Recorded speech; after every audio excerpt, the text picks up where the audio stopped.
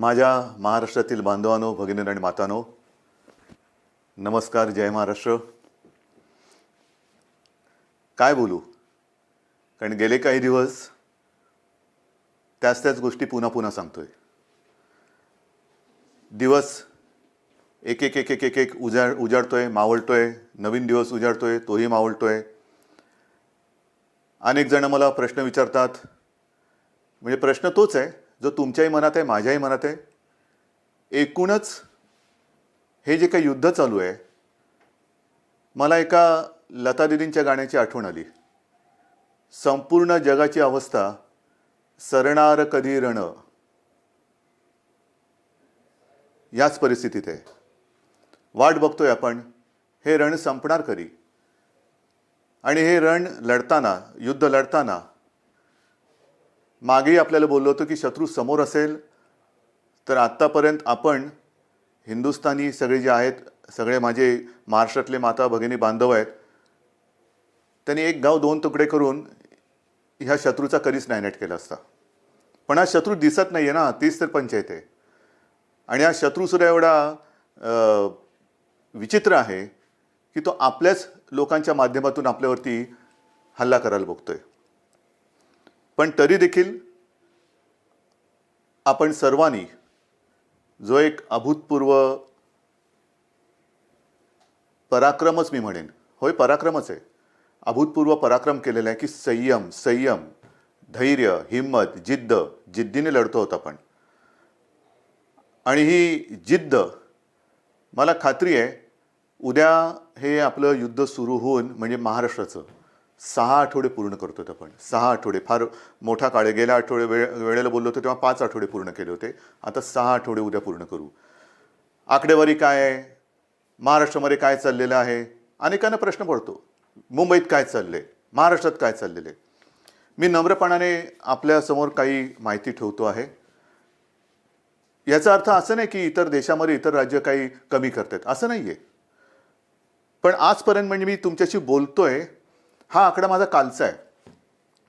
त्याच्यानंतर कालची रात्र आणि आत्ता 1 वाजतोय. 1 वाजेपर्यंत आणखीन हा आकडा पुढे सरकलेला आहे. आणि तो आकडा आहे, आपण महाराष्ट्रामध्ये किती टेस्ट केलेले आहेत. एक जे काही सगळीकडे काहूर उठतं ना, टेस्ट करा, करतोय आपण टेस्ट. जसं जसं आपल्याला शक्य होतंय तसं आपण या सगळ्या सोयीसुविधा वाढवतो आहोत. आत्तापर्यंत माझ्याकडे जो आकडा आहे, आत्तापर्यंत म्हणजे हा कालचा, मी पुन्हा एकदा सांगतो, काल संध्याकाळपर्यंतचा साधारणतः 66,796, म्हणजे 66,800पर्यंत ह्या टेस्ट झालेल्या आहेत. त्याच्यामध्ये किमान 95% ह्या टेस्टमधले जे आपल्या व्यक्ती होत्या त्या निगेटिव्ह आलेल्या आहेत, म्हणजे त्यांना ह्याचा प्रादुर्भाव झालेला नाही. 66-67,000 ह्या टेस्ट झाल्यानंतर मग जे चित्र आपल्यासमोर आहे ते हेच आहे की साधारणतः 3,666-67,000 टेस्ट केल्यानंतर त्याच्यात 3,600 हे पॉझिटिव्ह आलेले आहेत. एकूण आत्तापर्यंत त्यातले 300-350 हे कालपर्यंत सांगतोय, ज्यांना ह्याचा प्रादुर्भाव झाला होता त्यांना बरं करून आपण घरीसुद्धा सोडलेलं आहे. आत्तापर्यंतसुद्धा एक आपण समाधान मानू शकतोय की जेवढे काही पॉझिटिव्ह रुग्ण आपल्याला सापडत आहेत त्यांच्यात किमान 70 ते 75% हे अतिसौम्य किंवा ज्यांना अजिबात लक्षणं नाहीत या वर्गात मोडत आहेत. आपल्याकडे जवळपास आज 52 रुग्ण हे थोडेसे मध्यम गंभीर ते अतिगंभीर या वर्गामध्ये मोडत आहेत. आपलं आता लक्ष आहे हे जे गंभीर आहेत त्यांना वाचवणं. पण होतंय काय की काही ठिकाणी आजसुद्धा मला ठिकठिकाणच्या डॉक्टरांकडनं जे काही त्यांच्याशी चर्चा करतोय तर असं समजतंय की बऱ्याच वेळेला अगदी शेवटच्या टप्प्यामध्ये हे रुग्ण आपल्याकडे येतात. म्हणजे आपण काहीच करू शकत नाही. काही केसेसमध्ये तर असे आढळून आलेलं आहे की तो रुग्ण आल्यानंतर त्याचा रिपोर्ट टेस्टला दिल्यानंतर तो जो काय काळ लागतो, टेस्टसाठी जो काय काळ लागतो, रिपोर्ट येण्यासाठी तो लागतोच आहे. तो काय अजून कोणी कमी नाही करू शकलेला. तो रिपोर्ट प्राथमिकता देऊन आपण करून घेतो की हा गंभीर आहे, ह्याचा रिपोर्ट आम्हाला आधी द्या. एक काही अपवादात्मक परिस्थितीत असेही झालेलं आहे की ते रिपोर्ट येण्याच्या आतच त्यांचं दुर्दैवाने निधन झालेलं आहे. आणि म्हणून मला नेहमी हेच तुम्हाला सांगतो आहे आणि सांगायचं आहे की कोणतेही लक्षण, सर्दी, खोकला, ताप हे लपवू नका. घरच्या घरी उपचार करू नका. आपण याची विभागणी केलेली आहे, ज्याला आपण फीवर क्लिनिक म्हणतो. सर्दी, खोकला, ताप यांच्यासाठी दवाखाने पण सुरू केलेले आहेत. ज्यांना ही लक्षणं आढळतील, ही अशी काही ज्याला म्हणतो ना की नुसतं संसर्ग म्हणजे हात लावला तरी झालं असं नाही आहे. जर मास्क लावला, थोडं अंतर ठेवलं तर हे प्रादुर्भावाचा टाळता येतो. पण आपल्यापासून आपल्याला हे लक्षणे दिसत असतील तर लोक वालीत टाकतील का? अशा संस्कृतीचा महाराष्ट्र नाही आहे. एकमेकाला मदत करणारी आपली संस्कृती आहे. आणि म्हणून मी पुन्हा आपल्याला विनंती करतोय की जर का कोणाला अशी लक्षणं आढळली, स्वतःमध्ये अशी लक्षणं वाटली, तर न घाबरता, न पळता, घरच्या घरी न राहता तुम्ही ह्या दवाखान्यात या. जेवढं लवकर आपण याल तेवढं लवकर आपल्यावरती इलाज होईल. आणि मी गेल्या वेळेला सांगितलं होतं की करोना झाला म्हणजे संपलं, असं नाही. आज सुद्धा जे मी तुम्हाला आकडा दिलेला आहे, बरं होऊन म्हणजे काही ठिकाणी तर जवळपास गंभीर झालेली रुग्णसुद्धा बरे होऊन आपण घरी सोडलेत, म्हणजे त्यांना जाऊ दिलेलं, बरं करून घरी जाऊ दिलेलं आहे. तर असंही आहे, अगदी 6 महिन्याच्या बाळापासून 83, 84, 85 वयाच्या आजीपर्यंत रुग्ण हे बरे झालेले आहेत, बरे होत आहेत. पण वेळेमध्ये आले तर वेळेत आले पाहिजे. एक गोष्ट मला आणखीन सांगावीशी वाटते की काल मी संध्याकाळी मुंबईतील जे आपले खाजगी दवाखाने आहेत, हॉस्पिटल्स आहेत, किंबहुना स्वतः काही प्रॅक्टिस करणारे डॉक्टर्स आहेत, यांच्यापैकी काही डॉक्टरांशी बोललो. आणि मला समाधान आहेत, हे सुद्धा कुठेही लढायला कमी नाही आहेत. त्यांच्याशी मी स्वतः बोललो, आपले टास्क फोर्सचे डॉक्टर बोलले, महापालिका आयुक्त बोलले. या सर्वांनी एक आपल्याला आश्वासन दिलेलं आहे, विश्वास दिलेला आहे की आज उद्यापासून ह्यांच्या सगळ्या ज्या काही प्रॅक्टिस आहेत, विशेषतः नॉन कोविड पेशंटसाठी, नॉन कोविड म्हणजे ज्यांना कोविड नाही आहे, कोरोना झालेला नाही आहे, असे सुद्धा अनेक रुग्ण, त्यांच्या जुन्या तक्रारी आहेत. कोणाला किडनीचे आजार आहेत, कोणाला हृदयरोग आहे, कोणाला मधुमेह आहे, इतरही काही व्याधी आहेत, काही जणांना अचानक होत आहेत. तर त्यांच्यावरती उपचार करण्यासाठी हे क्लिनिक, हे दवाखाने आणि हे हॉस्पिटल्स ही कोणत्याही परिस्थितीत चालू पाहिजेत. नाहीतर कोरोना करताना ह्यांच्याकडे दुर्लक्ष झालं तर हाही वर्ग खूप मोठा आहे. त्याच्यासाठी ते आपल्याला मदत करतात. त्या सगळ्यांना मी धन्यवाद देतोय. आणि मी संपूर्ण महाराष्ट्रातील डॉक्टर्सना आवाहन करतोय, विनंती करतो आहे की मुंबईतले डॉक्टर्स तयार झालेले आहेत, महाराष्ट्रामध्ये सुद्धा तयार होत आहेत. पण आता घाबरू नका. तुम्हाला जे काही हवं आहे, जे काय सरकार म्हणून करता येणं शक्य आहे, ते सर्व सरकार म्हणून आम्ही करतो आहोत. काही काळजी करू नका. तुम्हाला अगदी PPE किट पाहिजे असतील, जिथे शक्य आहे, कारण आजही या सगळ्या उपकरणांचा थोडा नाही म्हटलं तरी तुटवडा आहेच. मी उगाच काहीतरी खोटं सांगणार नाही आहे, पण तुटवडा थोडासा आहे. पुरवठा होतो आहे, केंद्राकडनं होतोय. राज्य सरकारसुद्धा जिथून शक्य होईल तिथून हा जो काही उपकरणांचा आपल्याला पुरवठा होऊ शकतोय त्यांना संपर्क करून त्यांच्याकडनं सुद्धा घेतोय. म्हणजे हे होत आहे, परिस्थिती सुधारते, नक्की सुधारते. धान्याच्या बाबतीत सुद्धा जवळपास 80-90% लोकांपर्यंत राशन आपण पोहोचवलेलं आहे. भगवा रेशन कार्डच्या बाबतीमध्ये राज्याने जो एक मोठा निर्णय घेतला त्याच्याप्रमाणे वाटप आता येत्या काही दिवसात सुरू होते. आपण त्यांना कमी दराने, सवलतीच्या दराने अन्नधान्य देतो आहोत. केंद्राने सुद्धा, मी मागे जे बोललो होतो किमान आधारभूत किमतीने, त्याच्या बाबतीत सुद्धा ते मदत करतायत. आपल्याला अजून काय करता येणं शक्य आहे ह्याच्याबद्दल विचार करून केंद्राशी आपली बोलणी चालू आहेत. केंद्र सुद्धा आपल्याला मदत करते. महत्त्वाचा मुद्दा काय, अनेकांना असं आजही वाटते की केंद्र सरकार मोफत धान्य वाटते, तुम्ही का नाही देत? मोफत धान्य, केंद्र मोफत धान्य देते, मग तुम्ही का नाही देत? मोफत देत आहे, पण ते आत्तापर्यंत तरी फक्त त्यांनी तांदूळ दिलेला आहे. आणि हा तांदूळसुद्धा अन्न सुरक्षा जी काही आपली एक योजना आहे त्यातल्या लाभार्थ्यांसाठी आहे. जसजसा तांदूळ येतोय तसं तोही आपण वाटतोय. या तांदूळाबरोबर आपण डाळ आणि गव्हाची मागणी केलेली आहे. कारण नुसता तांदूळ घेतोय तो आम्ही देतोय, पण तांदूळासोबत म्हणजे भाताबरोबर गहू आणि डाळ तर पाहिजे. त्या गहू आणि डाळीची सुद्धा आपण मागणी केलेली आहे. आणि मला विश्वास आहे अजून जरी त्याच्यात काही सुधारणा झाली नसली तरी लवकरात लवकर केंद्र सरकार ही आपली मागणी मान्य करून डाळीचा आणि गव्हाचा सुद्धा पुरवठा आपल्याला करेल. तो जसा येईल तसं तो आपण वितरण करायला त्याची सुरुवात करतोय.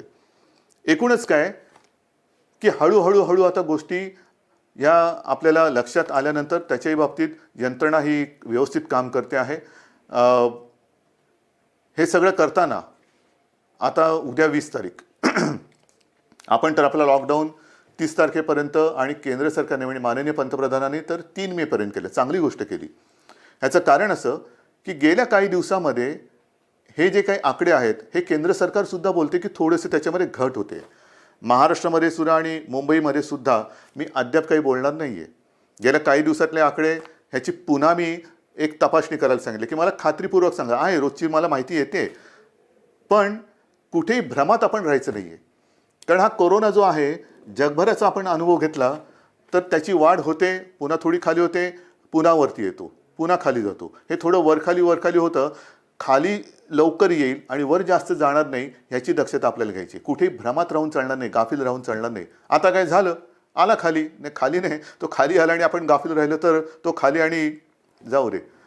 तर तसं नको आहे, मला गाफील राहायचं नाही आहे.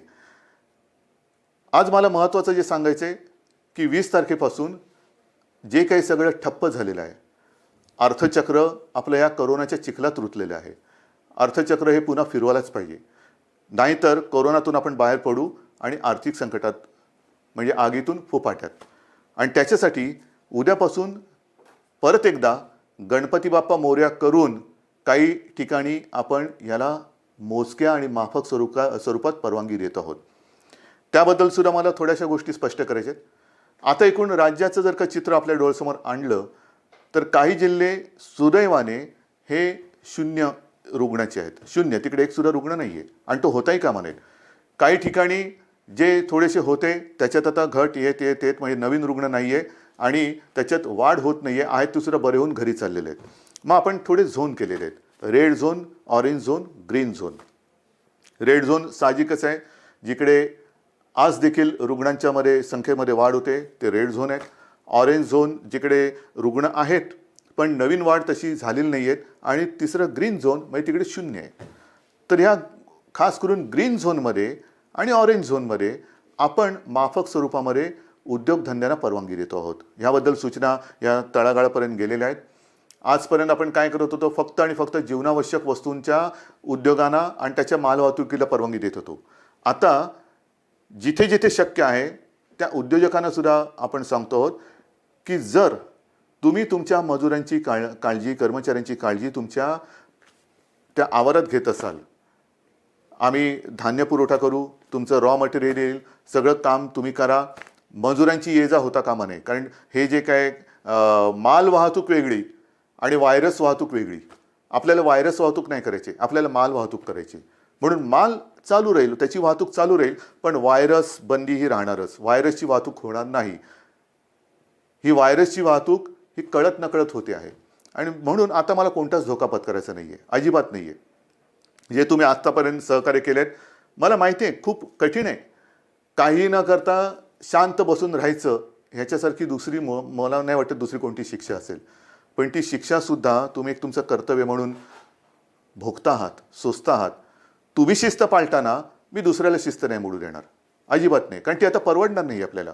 आणि त्याकरता आपण ह्या काही गोष्टी सवलती म्हणा किंवा थोडीशी एक हातपायाची म्हणजे बराच वेळ अंग आखडून गेल्यानंतर हळूहळू आपण सुरू करतो ना, तसं सुरू करायचं आहे. एकदम उठून उड्या मारायला लागला तर पुन्हा काहीतरी व्हायचं. तर तसं नाही, हळूहळू शिथिलता आणत आपण पुन्हा पूर्वपदावरती यायचं आहे. आणि त्याच्याकरता या काही ज्या मुभा म्हणतोय त्या आपण देतो आहोत. त्याच्यामध्ये साहजिकच आहे, शेती आणि कृषी याच्यात पहिलेही बंधन नव्हतं, आताही नाही, राहणार नाही.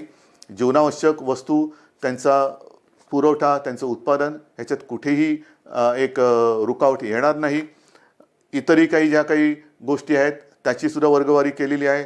केंद्राकडनं सुद्धा आत्ताच एक सूचना आलेली आहे, सूचनाची नियमावली आलेली आहे, त्याच्याप्रमाणे सुद्धा काही होईल. म्हणजेच काय की एक लक्षात घ्या की जिल्ह्याच्या वेशी आपण उघडत नाही आहोत, अजिबात नाही. या जिल्ह्यातून त्या जिल्ह्यात जायला अजूनही परवानगी दिलेली नाही. फक्त माल वाहतूक होत राहील, पण आपण तर घरातच राहायचं आहे. जिल्ह्यातल्या जिल्ह्यात जिथे म्हणजे हे जिल्हे जिथे त्याच्यात काही 0 आहे, ग्रीन झोन आहे, तिथल्या तिथे म्हणजे तिथे आता कोरोना नाही आहे, त्याच्यात आपण तिथल्या तिथे ये जा करायला देतोय. दुसऱ्या जिल्ह्यात त्या जिल्ह्यात देतोय, पण ह्या जिल्ह्यातली माणसं त्या जिल्ह्यातली माणसं ह्या जिल्ह्यात हे आता तरी आपण होऊ देत नाहीये. किमान 3 मे पर्यंत तरी ही बंधन आपल्याला पाळायचे. आणि हे करताना मला साहजिक आहे की काही जणांच्या मनासारखं होत आहे, ते आपल्याला आशीर्वाद देत आहेत, माझं कौतुक करतायत, उद्धवजी चांगलं काम करतायत. काही जणांच्या मनासारखं होत नाही आहे, साहजिकच आहे, ते माझ्यावरती थोडेसे रागावले असतील. खास करून मी माझ्या पत्रकार बांधवांना सांगतोय, पत्रकार बांधव, कारण काल आपण एक नियम सगळ्यांना सांगितलं की वृत्तपत्रांवरती बंदी नाही आहे, अजिबात नाही आहे. वृत्तपत्र ही जसं आपण पेपर स्टॉल म्हणतो तिथे उपलब्ध करायला काही हरकत नाही आहे, पण खास करून मुंबई पुणे जिथे रेड झोन आहे तिथे मात्र घरोघरी वृत्तपत्र आज तरी टाकू देणं हे मला योग्य वाटत नाही आहे. मला कोणाशी वाद नाही करायचा की याने काय होतं त्याने काय होतं, नाही. कदाचित माझी भीती अनाठही असेल, भीती अयोग्य असेल, मला कोणी वाईट म्हणतील म्हणू देत.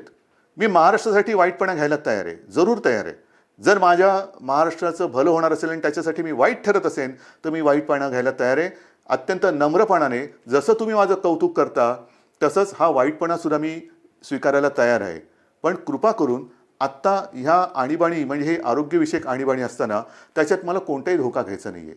अयोग्य योग्य हे उद्या कळेल, पण समजा कुठे काही फटकन काही घडलं तर मला आता मुंबई पुणे आणि इतर कुठे काय असेल तिथे हे कोणत्याही परिस्थितीत संकट संपवायचं आहे. आणि म्हणून मी आपल्याला सगळ्यांना सांगतो की आजपर्यंत जसं तुम्ही मला सहकार्य केलं तसंच सहकार्य हे मला नाही, आपण आपल्याला स्वतःला सहकार्य करतोय. याचं कारण आज तरी या रोगावरती औषध आलेलं नाही, कोणती लस आलेली नाहीत, प्रयोग सुरू आहेत. पण असं ठामपणे कोणी सांगत नाही हे औषध घ्या म्हणजे पी हळद आणि हो गोरी, असं काही नाही आहे. अजूनही असं सापडलेलं नाही आहे. ते सापडेल तेव्हा हे सगळीकडे होईल, मग ही भीती कमी होईल.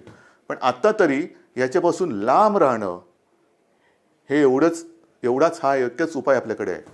आणि त्याकरता मी पुन्हा एकदा आपल्याला सगळ्यांना सांगतोय की एकतर जरी ही थोडीशी मुभा आपण सर्वांना देत असलो तरी नागरिकांना कृपा करून विनंती आहे की आपण मात्र घराबाहेर पडायचं नाही आहे.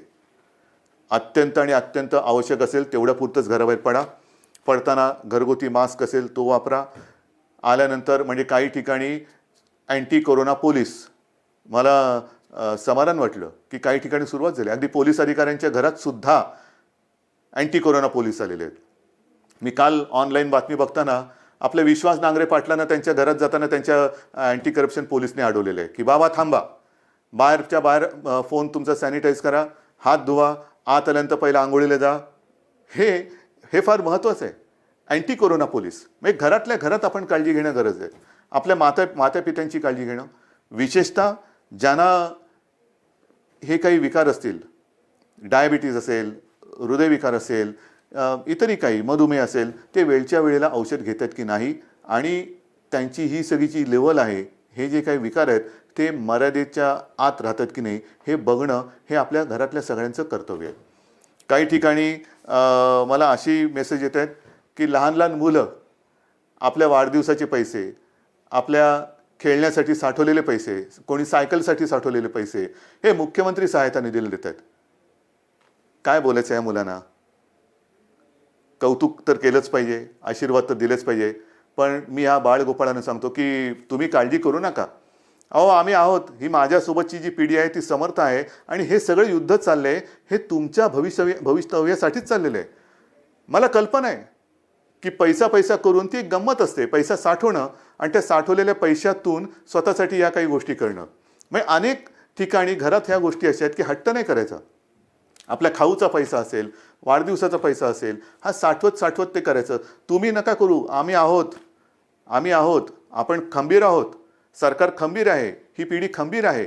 आजसुद्धा मुख्यमंत्री सहायता निधीला मदत येते. CSR फंड मग तिकडे चालतो इकडे चालत नाही, मला तर त्या राजकारणात जायचंच नाही आहे.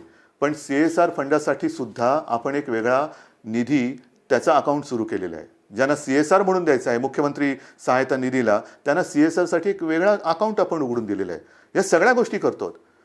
आणि त्याचबरोबरीने घरामध्ये राहून थोडीशी एक अस्वस्थता येते, बेचैनी येते, काय करायचं कळत नाही, मग कोणाला विचारायचं, घरी कोण आहे.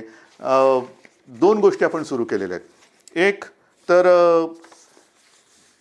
खरं म्हणजे महाराष्ट्रामध्ये याची गरज नाही आहे, कारण महाराष्ट्र आपला हा सुसंस्कृत आहे. पण ज्या बातम्या येतात जगभरातून की घराघरामध्ये महिलांवरती अत्याचार किंवा हिंसाचार ह्या गोष्टी वाढत आहेत. महाराष्ट्रात असं होणार नाही. एक सुद्धा केस अशी होता कामा नये, अजिबात होता कामा नये.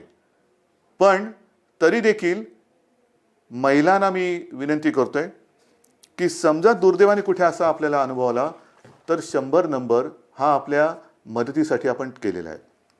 कुठे अशी जर का तुम्हाला वाटली की इकडे आपल्यावरती अन्याय होतो किंवा थोडंसं होते, मानसिक स्थिती थोडीशी इकडे तिकडे होते, पण तिच्यासाठी ती सांभाळण्यासाठी आणि महिलांना रक्षण देण्यासाठी एक 100 नंबर हा आपण त्या सेवेसाठी देतो.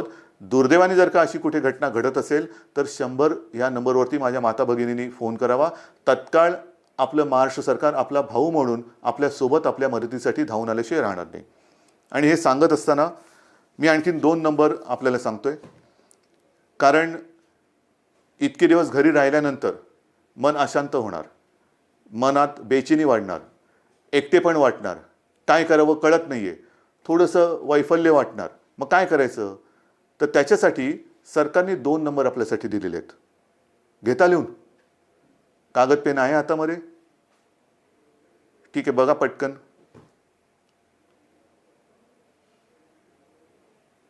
घ्या लिहून. पहिला नंबर आहे तो मुंबई महापालिका आणि बिर्ला. अनेक स्वयंसेवी संस्था आपल्याला विविध रूपाने मदतीला येत आहेत. कोणी अन्नधान्य देत आहे, कोणी पैसे देत आहे, कोणी उपकरणं देत आहे, काही या सेवा देत आहे. त्याच्यामध्ये बिर्ला आणि मुंबई महापालिका ह्या दोघांनी मिळून एक सेवा सुरू केलेली आहे. नंबर नीट लिहून घ्या. 1800 लिहिलात? 1800 120 820050. पुन्हा एकदा सांगतो. 1800 120 820050. हे मुंबई महापालिका आणि बिर्ला यांच्या सौजन्याने आहे. दुसरा नंबर जो आहे त्याच्यामध्ये आपला आदिवासी विभाग आहे. त्या आदिवासी विभागाने एक जबाबदारी घेतली, त्यांना सुद्धा धन्यवाद देतो. त्यांच्यासोबत प्रोजेक्ट मुंबई ही एक संस्था आहे आणि दुसरी प्रफुल्ला. ह्या तीन जण मिळून त्यांनी सुद्धा ही एक सेवा सुरू केलेली आहे. तोही नंबर देतो. तो नंबर घ्या. 1800 बरोबर आहे. 1800 102 4040. सांगू परत? घ्या. 1800 102 4040. तर असं हे आपण जे काय करता येणं शक्य असेल ते करतोय. पण तूर्त 3 मे पर्यंत बाकी सगळ्या गोष्टी ह्या लॉकडाऊनमधल्या तशाच बंद राहतील. कोणत्याही स्वरूपाचे धार्मिक, राजकीय, सांस्कृतिक कार्यक्रम हे महाराष्ट्रामध्ये होणार नाही. कोणत्याही प्रकारची रेल्वे वाहतूक, विमानाची वाहतूक ही महाराष्ट्रात, मुंबईत होणार नाही. वृत्तपत्र माझ्या बांधवांना त्यांना सांगतोय की काल मी काही जबाबदार संपादकांशी आणि व्यक्तींशी बोललो. त्यांच्याशी त्यांना नीट समजून सांगितल्यानंतर त्यांनाही हे लक्षात आलेलं आहे. येत्या 2-3 दिवसात मुंबई पुन्हा वगळून इतरत्र महाराष्ट्रामध्ये आपण काय करू शकतो त्याच्याबद्दल आपण निर्णय घेतो आहोत. काळजी करू नका. सगळ्यांनाच कामं करण्याची इच्छा आहे. कोणालाच असं वाटत नाही आहे की हे बंधन आपल्याला फार हितकारक आहे. अजिबात नाही आहे. शेवटी बंधन टाकणं ही आनंदाची नाही तर अत्यंत क्लेशकारक गोष्ट असते. तुम्हाला मी उलटं मुख्यमंत्री म्हणून आणि सरकार म्हणून आमचं काम असं आहे की जास्तीत जास्त स्वातंत्र्य, एक मोकळेपण हे आपल्या जनतेला द्यावं, आनंद त्यांना द्यावा. पण ही परिस्थिती अशी आहे की सगळ्यांना बंधन आणण्याची एक विचित्र परिस्थिती या सरकारवरती आणि संपूर्ण जगावरती आलेली आहे. मला खात्री आहे की ह्या सगळ्या गोष्टी आपण समजून घेत आहात. समजून घेतल्या नसत्या तर तुम्ही सहकार्यच केलं नसतं. विशेषतः जे इतर राज्यातले मजूरसुद्धा आहेत त्यांनीसुद्धा आता सहकार्य करण्याचं एकूण मला दिसतंय की ठरवल्यासारखं आहे, कारण ते सुद्धा शांत झालेले आहेत. त्यांच्यासाठी मी पुन्हा बोलतो कि केंद्र सरकार के साथ हमारी बात चल रही है. आने वाले कुछ ही दिनों में मुझे पक्का भरोसा है, विश्वास है कि कुछ ना कुछ तो रास्ता निकल कर आएगा. और आप चिंता मत करो, महाराष्ट्र में आहिस्ते आहिस्ते हम काम शुरू करने जा रहे हैं. अगर संभव है तो आप आइए, काम पर लौट आइए, आपकी रोजी रोटी चालू रहेगी.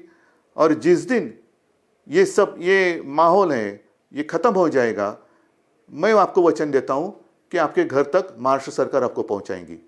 लेकिन हम चाहते हैं कि आप जब भी घर जाएंगे, पूरा परिवार आपका वहाँ होगा, आप यहाँ हैं.